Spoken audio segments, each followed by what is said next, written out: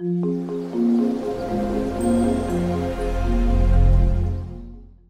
want to begin with two questions.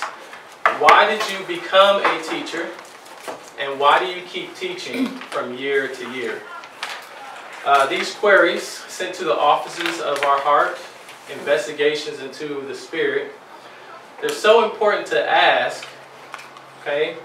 But the answers are even more important for you to know, because they dictate all that you do as a teacher. If motivated by a paycheck, then you conduct yourself as one motivated by a paycheck. If motivated by administrative aspirations, you conduct yourself as one going for administration. If motivated by student achievement, then you will conduct yourself as such. For that which we are driven will be made manifest in our actions. And our actions display what motivates us, and our motivations display what we value, and what we value is informed by our beliefs. So then effective administrating, effective teaching, and effective paycheck mongering begins in the mind. Your core beliefs, values, motivations into action. So I've broken this section into three parts. Why did I become a teacher? Why do I teach at Dominguez High School in Compton? And why do I stay? In other words, why do I keep teaching? And spoiler alert, it's not for the pay. I don't know that. So why did I become a teacher? I became a teacher simply through a recognition of who I was. In elementary school, I read to kindergartners. Okay? In middle school, I tutored students, and also at the table at home with much bickering, I tried to help my little sister with her homework. I academically coached my jock best friends to be averages by the time they graduated. In college, I was the director of a high school mentoring and tutoring program as an avid tutor. At my church, I taught the high school Sunday school and the young adult Sunday school. Now, I graduated college with a degree in economics. Nothing to do with education. So how did I land in education? Well, as graduation neared, I could not see myself as an investment banker helping the rich get richer. Now, it's like a negative blanket statement on that field, but that's what I was thinking at the time. All right, so I'm sharing it. But a lot of my friends went into that who majored in economics, and they were doing pretty well, and by pretty well, I mean quite well. But that's not what I wanted to do. Okay? I didn't know exactly what I wanted to do, but it wasn't going to be that. So I began to look at what I naturally gravitated towards all my life, helping my sister, tutoring in middle school, helping my friends, guiding, coaching. And I began to realize this, that they all were connected by one common thread, guiding those who came after me. And so becoming a teacher was a natural outpouring of that realization. So that's why I became a teacher. It's pretty much who I am, and I just had to recognize that. So then why Compton? I remember talking with a teacher who was here for a while, and he was just having a very difficult time with his students. And he asked me, like, do you think I'm a good teacher? Do you think I should be? And I told him, I was like, you probably should not be teaching. At least not here. Now, we're close enough where I can actually be honest with him. And so I just asked him, he said, why? Why not? And I just asked him a question and said, well, why do you want to teach? And he said, oh, I want to teach on a collegiate level. I want to be a college professor. And I said, our students here at Compton thrive on relationships. So if you're not here for them, they will pick up on that and they will make you pay for it. So becoming a college professor, that's a great aspiration. There's nothing wrong with that. But there are many paths to get there, and the challenges that you will face in Compton is not necessarily the best path for you to get to that destination. So maybe you should be teaching, but not necessarily here. And I had to be honest with them. And sometimes you have to be honest with each other. What are your actual motivations? For me, I know this is where I need to be. I grew up in South Central during the 80s and early 90s. A community much like Compton that was stricken by poverty, crime, and gang violence. And I recall when my mother drove me around during the LA riots in '92 to see all the carnage as we pretty much destroyed our own community. All the males I grew up on my grandmother's block on 77th and Hoover ended up in jail or dead or both. But that was not to be my end. Education was highly valued in my family. I'm first generation college graduate. So even though it was highly valued, I was the first in my family to graduate from college. And so the value was there, so much so that I was proud to be the top student at 52nd Street Elementary School in South Central, on the corner of Hoover and 52nd Street. We didn't even get a name. They built it up, it's on 52nd Street, so let's call it 52nd Street. Okay. And one day, during parent conference night, my mother came and talked with my teacher, and my first grade teacher told her, "You need to bus him out." You guys know what that means? It means you get your voucher, you get bused out to another district, another school. She knew, my teacher, that I would not receive the education that I deserved if I stayed at that school. And so my mother, wanting the best for us, made the decision to bus all of us, right? Me and my siblings. And so we got bused from South Central, my home, all the way to Northridge, Topeka Drive Elementary. And it was a culture shock, to say the least. It was about an hour ride, and then on the way back, that's 2 hours. They would do all sorts of things to that bus on the way back. They would egg the bus and ride on it. They would yell, throw things at us.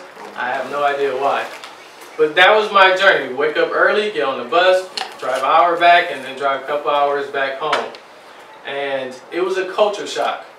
I went from a predominantly Latino and African American community to a school that was predominantly Jewish and Korean. What? Where am I at? And it was amazing. It was an amazing school. I owe much of my academic foundation to Topeka Drive Elementary and Nobel Middle School in Northridge. It was a great education that I received. However, the top kid at 52nd Street Elementary School turned out to be the lowest performing student in the 2nd grade at Topeka Drive Elementary School. Oh, how the mighty have fallen. You can kind of bet that it kind of stung my ego.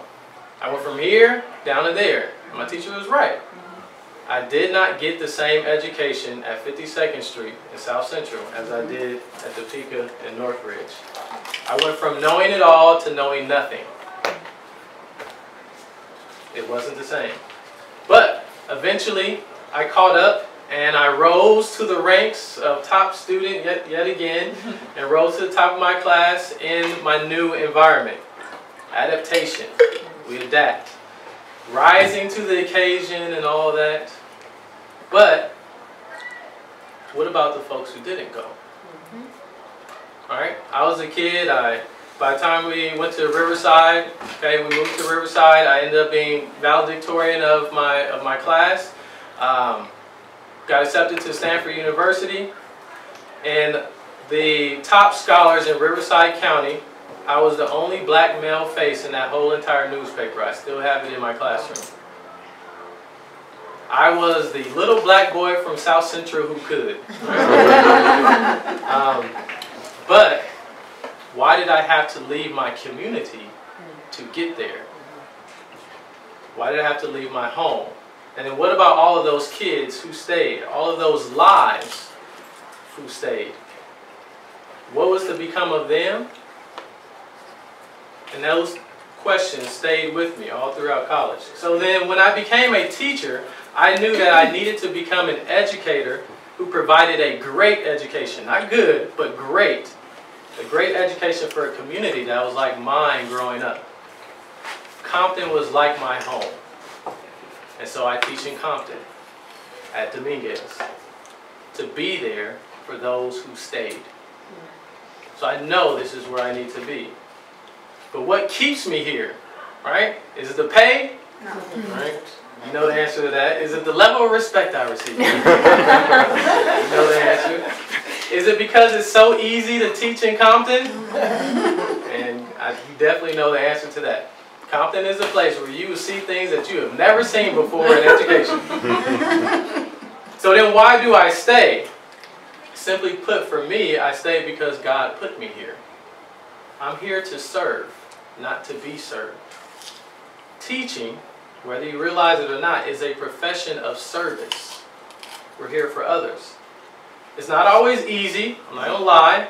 And sometimes that voice in your head, and many of you guys have heard it, whispers, scratches, screams even.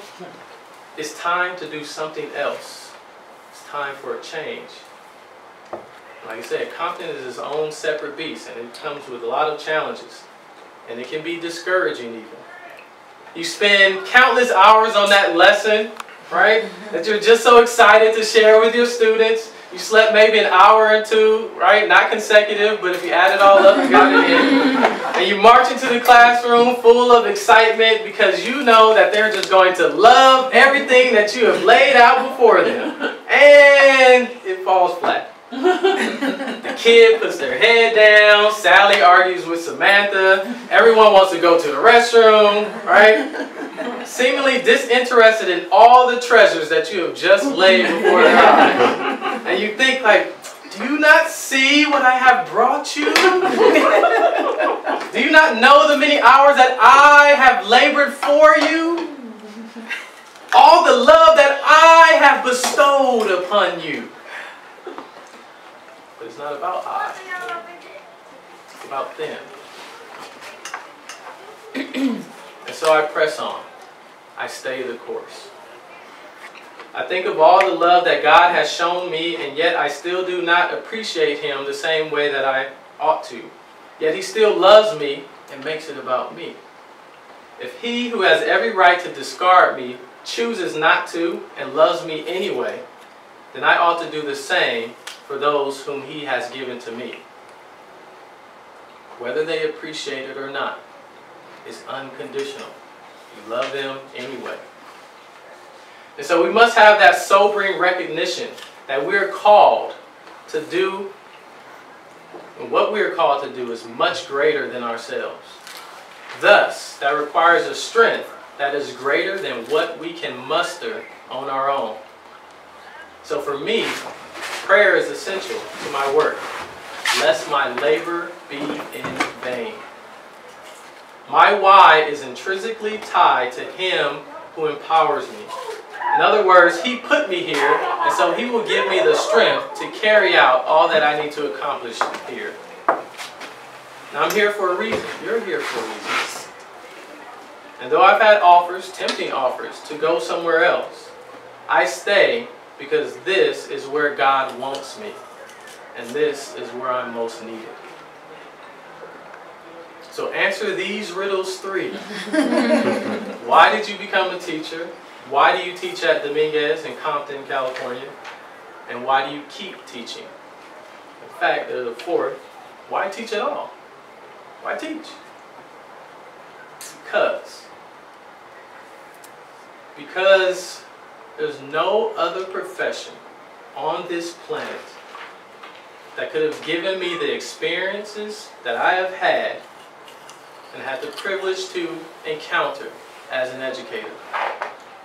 At college reunions, I stand amidst White House correspondents, engineers at the top of their field, doctors, resident fellows, Nobel Prize winners, Rhodes Scholars, all huddled around to hear the humble stories of the lives I've touched in the city of Compton. Why? Because I have the reward of directly impacting souls on a daily basis. That often they must get indirectly through philanthropy or community service. But I get this reward, this divine reward. Every day! Every day! I get it. I teach, the reason why I teach for Jocelyn, who struggled her first year at UCLA, wanting to quit and being able to sit down there and encourage her, and now 3 years later she's a Bruin, true and true. I teach for Joanna, who lost everything and almost lost her mother twice to cancer, and to watch her and interact with her and encourage her and support her, to see her become a Gates Millennium Scholar and come back to give back to her community. I teach for Elizabeth because she's awesome and she wants to go to Stanford. I mean, come on now. I teach for Johnny, who's not only the first to graduate and go on to college, okay, but he was just the first to graduate from high school, period, in his family. I teach for Lamar, who freshman year, when his father passed away, came into my room every lunch to talk, to cry, or just to sit there in silence with me, us together. I teach for Elizabeth, a different Elizabeth. Think about how many Elizabeths you get to impact, right? And I teach for Elizabeth, whose father hugged me tighter than I've ever been hugged before, and said, "Thank you for taking care of my daughter. Thank you for taking care of my daughter." And that's what we get to do. We get to take care of sons and daughters, entrusted to us not by the system, but by God Himself.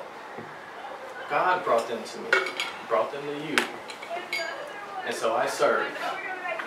I teach for those priceless and precious moments. I teach for the moments to come. Thank